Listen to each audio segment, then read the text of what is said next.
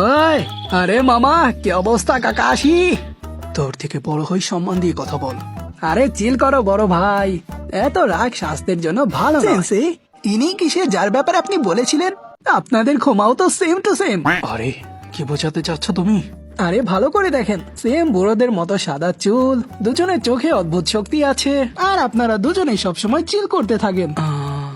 সত্যি বলতে আমি জানি না, হয়তোবা কিছু মিল আছে। একটা স্মার্ট সাইড ক্যারেক্টার, একটা অদ্ভুত দেখতে মেয়ে, আর একটা ইউজলেস মেইন ক্যারেক্টার।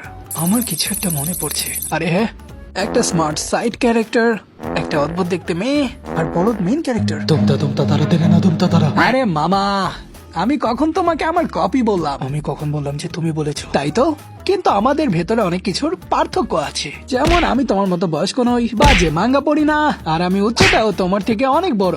আর হ্যাঁ, আরেকটা জিনিস, আমি তোমার থেকে অনেকটাই সুন্দর।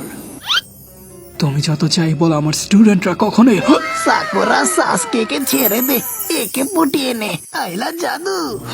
অনেক হয়েছে, এখন একটি লড়াই দাঁড়াইটি শেষ করতে হবে।